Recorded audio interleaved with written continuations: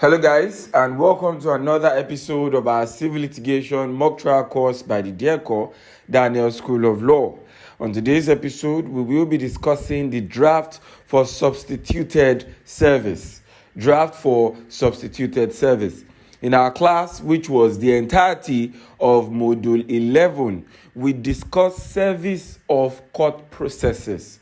Service of court processes, and we talked about the important things that we need to know when we talk about service.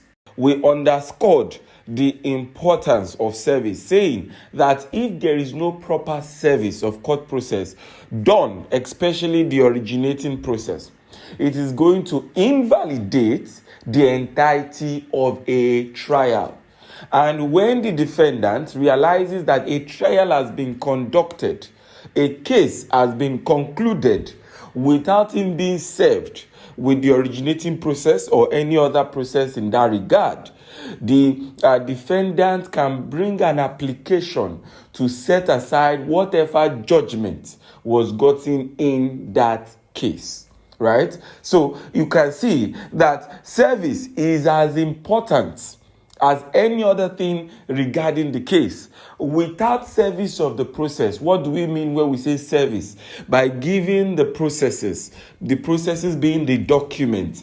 A person has gone to file the matter in court, right? The document for filing the matter. For example, if you are instituting a contentious matter at the High Court, the document for filing that matter ought to be your writ of summons and your accompanying document, right? So you went to file it at the High Court. Now that you've gotten it filed, right, what is the next step that you ought to take? You are supposed to serve those processes on the defendant so that the defendant, in accordance with the principle of fair hearing, will be notified and is going to also have time to prepare his defense. If you are in Lagos, he has 42 days to prepare his defense. If you are in Abuja, he has 21 days to prepare his defense, but 14 days to enter appearance. Do you understand that? But where the claimant in this case is trying to play a fast one and doesn't want to serve the defendant the processes, therefore there would not be proof of service. Do not forget that after you have served your processes, you are supposed to have proof of service, which shall include the acknowledgement by that person. Right? It shall include the acknowledgement by the person that is the defendant that received the process. That yes, so I actually received the process on this day, and he will write the day he received the process and he will sign. Also put his name down. So you are supposed to have proof of service, because in the absence of proof of service, even if you indeed served, the other person can lie. And then the court, on the next adjourned date, which is going to be the day for mention, we ask you, okay, have you served the defendant? Of course, the defendant is not in court because, the defendant is trying to run away, saying that he has not been served, and you actually served him. Then, you then tell the court, my lord, I have served the defendant, my lord. My lord is going to ask you, where is the proof of service? Where is that acknowledgement by the defendant that he has received service? Right? So this is the question that my lord will ask you when you get to court. Now, when you are supposed to serve your originating process, we have learned that for service of originating process, it must be by personal service, which means that you must give it to the defendant directly. However, there are instances where the defendant wants to play a fast one and decides to evade service. You cannot serve the defendant. You know that when you issue a writ, it takes 6 months initially. Then after the first 6 months, you can renew for another 3 months, then another 3 months. Right? So before the expiration of the writ, you are supposed to bring an application to renew your writ. Now, your writ has almost expired. You have been to this person's house like 5 times. He is never around. Each time you go to his house, he is never around. And you are wondering, 5 different times, spend transport money, spend everything. Now you want to take your next step and say, what can I even do to also serve on this guy without giving it to him personally? Because if we continue like this case will not start. And the answer to your question, my dear brother, is that you must go through what is called application for substituted service. You are going to apply to the court, which is what we are learning how to draft that application today. You are going to apply to the court, my Lord, I want to have substituted service, where I can serve the originating process on this guy by another way, because I cannot see him in his house, see him in his workplace, or see him anywhere that I can effectively make my personal service. Therefore, my Lord, I need substituted service. And that is what we are talking about today, how to draft your substituted service. Now, the first thing that we are going to draft here is the motion ex-parte. Substituted service is by motion ex-parte, while we are also going to talk about the affidavit in this class. Now, when we are talking about motion ex-parte, it cannot be motion on notice, because if it is motion on notice, then there's something that is wrong with you, because we are saying that we cannot find this person that we want to serve to give him the originating process. You are now saying that we should bring an application via motion on notice to put him on notice. How can you put him on notice? If you could serve him by putting him on notice, why did you just serve the originating process on him? So, of course, he is evading service. We cannot find him, right? Each time we want to locate him, we can't locate him. So, instead of that, why don't we try to bring an application for substituted service, which is therefore ex parte?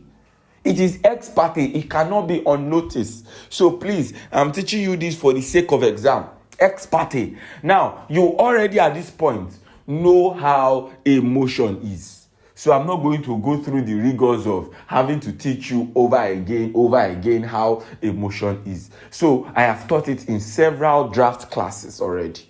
Now, we are talking about the heading of the court, right? In the High Court of the Federal Capital Territory, Abuja, right? In the Abuja Judicial Division, holding at Abuja. That is how you are going to write it if it is Abuja. If it is Lagos, in the High Court of Lagos State, in the Lagos Judicial Division, holding at Lagos. Now, for you to know the proper courts to take this matter to, please go and watch my jurisdiction class in Module 2. I have outlined the court, the matters that should go to certain courts and the matters that shouldn't go to certain courts. So for you to know the proper court, please watch my Module 2. Then the next thing that you look at is what? Suit number, right? Suit number. It must be in all your application for the sake of bar finals. Half mark, 1 mark is always in that suit number part. So please include your suit number. Then the next thing that you go to is what? The parties.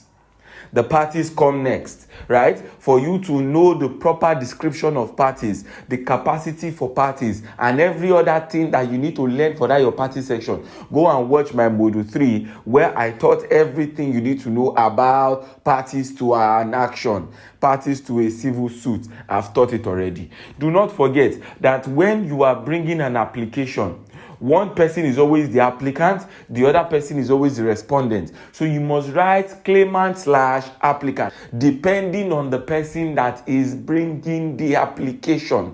Or you write defendant/applicant. But one person must be the applicant, the other person must be the respondent. Please take note of that. Now we then go to the ex parte. You must write it in bold. Motion ex parte, to show the court that this is only me that is going to be heard. The other person will not be heard in this case, right? Then you are bringing it pursuant to what? You are bringing it pursuant to Order 7 Rule 11. Order 7 Rule 11 is the order that provides for substituted service in the rules of court for Abuja. Order 7 Rule 11. I have already taught it during my service of court processes class in Module 11. I have taught you that in Abuja, they outlined, certain ways we can have substituted service. Lagos did not even do all those ones, right? Abuja outlined it, and we discussed it in my service of court processes class. We discussed it adequately. So please go back to that class and pay attention. Now, brought pursuant to Order 7, Rule 11 and Order 43, Rule 1 and 2 of the High Court of the Federal Capital Territory, Abuja, Civil Procedure Rules 2018, and under the inherent jurisdiction of this court. I told you, when I was teaching other motion classes, I told you that there are 3 things that you should pay attention to when you are drafting this part. This is your broad pursuant 2 parts. The first thing I should pay attention to is the exact order that gives you the permission to bring this application. That's how law school is going to mark you. The exact order that gives you the permission. So, for example, substituted service for Abuja is Order 7, Rule 11. If you cannot remember the rule, just say Order 7. Broad pursuant to Order 7. If it's Lagos is Order 9.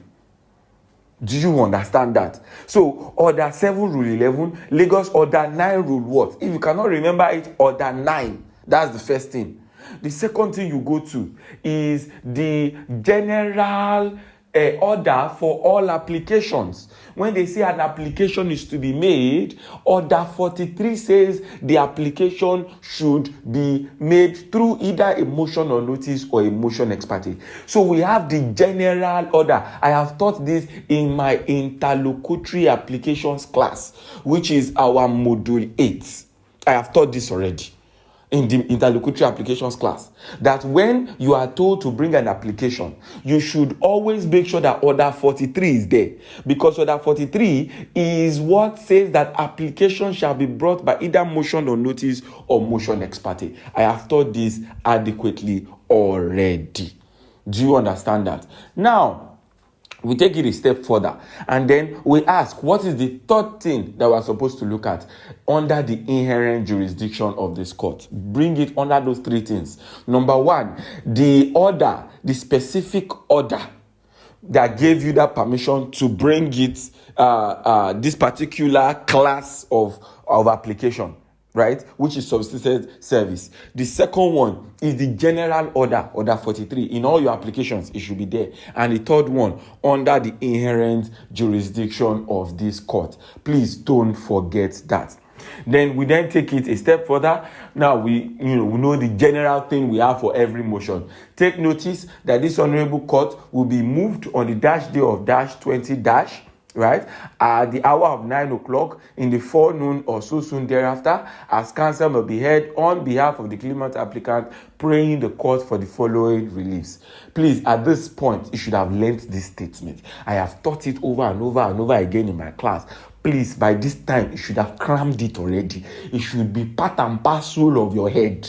Do you understand? It should be your head by this time. So let us not keep going back over and over again. Take notice that this honorable court, first thing, will be moved on the dash day of dash 20 dash at the hour of 9 o'clock or so soon thereafter. Second thing, that counsel may be heard on behalf of the claimant applicant, praying this honorable court for the following relief. Third thing, simple. Now, we have 2 orders here. Number 1, an order. Now, this is the important thing. In every motion, all motions are always almost alike. Right? In every motion, there is one distinguishing factor in every motion paper, and that is the order that you are asking the court for, and how you properly couch your order to encapsulate everything that you want the court to do for you in every motion. Do you understand? So in this case now, we are asking for an order of substituted service. Please follow this drafting rule. Asking for an order of substituted service of the originating process. Look at it. I am underlining it. So what are we asking for? An order of substituted service of what? What do you want the service to be substituted for? That you wanted to serve personally, but you couldn't serve personally, and now you want to serve by substituted means. What is that? So an order for substituted service of originating process and all other processes in this suit. If you put only originating process, my dear, since the order is only for originating process, it's only originating process that you can serve. You cannot serve all other processes. So which means that if you put only originating process, my dear, it is only your writ of summons that you can serve. Statement of claim is not an originating process. is an accompanying document to your originating process. List and copies of witnesses or documents, all those things, they are not originating processes. Do you understand that? Your originating process is the process that starts a suit, which is your writ of summons, which is your petition, which is your originating motion. So what you are supposed to say is that you want all the originating process, you want all the documents, that's the other processes in the suit. Substituted service, an order of substituted service, right, of the originating process and all other processes in the suit, not just the originating process. Please take note of that. That is one point that can affect your order. Do you understand? So after you have said that, substituted service of the originating process and all other processes in the suit on the defendant. Now, by what? You want substituted service, right? The first question you want to ask is, what do you want the court to serve by substituted means? So you don't say only the originating process. No.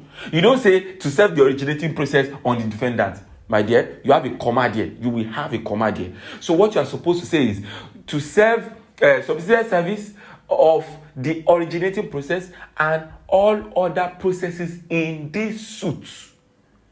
All other processes.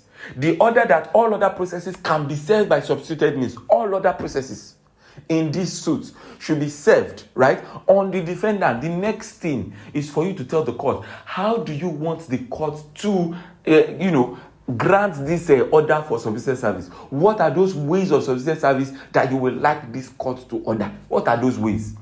And the one that we have chosen here is by pasting on the entrance gate of the defendant's residence. Why? Because each time we get to the defendant's residence, we never see him. He is never around. So now we want an order. We know that he is living there, but now we want an order. And that order should then be that we can paste the originating process and all other processes on the entrance gate of the defendant's residence. As number, you must put that part. You can't just say at the defendant's residence. No. At number so and so. If the defendant has more than 3 residents, you will create 3 different orders. So order 1, substituted service of originating process and all other processes in this suit on the defendant by pasting it on the blah blah blah blah at number so and so Abuja. Then you come down at number so and so Lagos. Then you come down, like 3 different orders. An order Abuja, an order this, an order that. You cannot embed all of them in one order. No. If he has 3 different places and you want him to be served in those 3 different places, then you must put those 3 different places in 3 different orders. So that, and you should understand the reason, so that the court can decide to grant the place 1 and not grant the place 2. But when you mumbo jumbo all of them in one order, the court will not know how to give his orders. So the court wants to grant order 1, the one at Banana Island, but does not want to grant order 2, the one at Festac. Wants to grant order 3, that's pasting at his residence at Ojo, does not want to grant order 4, pasting at his residence at... Do you get my point? So you have to make sure that you don't mumbo jumbo everything in one order. Per residence that the defendant has, you will put it in separate orders. That is number 1. Number 2 is that there can be different methods by which you want to serve the defendant. So if you want to serve the defendant by pasting it, one method is by pasting it on the entrance of the defendant. That is the first one. Then you now ask for another order that you can serve him by substituted means, by also sending it to his WhatsApp, sending it to his mail, sending it to his other social media accounts. Another one is that you can now go to order 3 and ask for an order that you should send it to the newspaper. That's publish it in the newspaper. So you're asking for 3 orders now. Number 1, to paste it on the entrance of his gate. Number 2, to send it to him via social media. Then you will outline the social media accounts that you want to send it to him through. Then number 3 is to publish it with the newspapers. Then you now outline the newspapers that you want to publish it. The Sun, Daily Trust, Punch, so and so. So you can see. So per order, it has to be something specific that you're asking for. You shouldn't mumbo jumbo it. Do you understand? Now, also, after that, there's a last thing that we also have to look for. Now, being the last known place of abode of the defendant, and that such be deemed proper service on the defendant. Now, look at those three things there. You are asking for an order of substituted service. 1, for originating process and all other processes in this suit. First thing I want to say, should be served on the defendant. How should it be served? By so and so. So, if you know that by so and so part, it can now differ. If it differs, then you should have separate order for the differences. Do you understand? Now, either by sending it to his WhatsApp, one order. Either by pasting it on his last known address, one order. Either by sending it to newspaper and publishing it there, one order. Either by giving it to an adult in the residence that they know him to have been, one order. Do you understand? What substituted means do you want the court to do for you? What substituted means? That is per order. Do you understand that? That is per order. And then the last thing that you then write, the last thing you write is, and that such be deemed proper service on the defendant. So 3 things: originating process and all other processes. Number 2, by pasting it or any other way that you seem or choose. And number 3, that you must write, and such order be deemed proper service on the defendant. 3 things that must be in each of your order.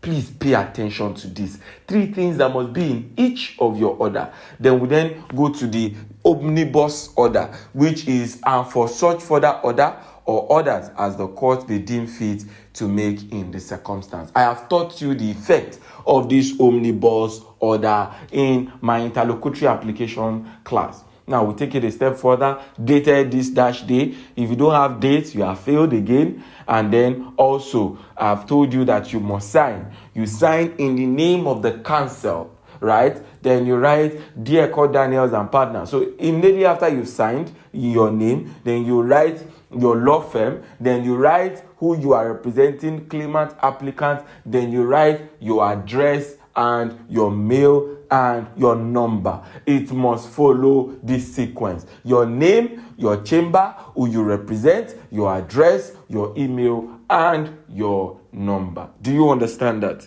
So in our next draft class, we will talk about the affidavit, right?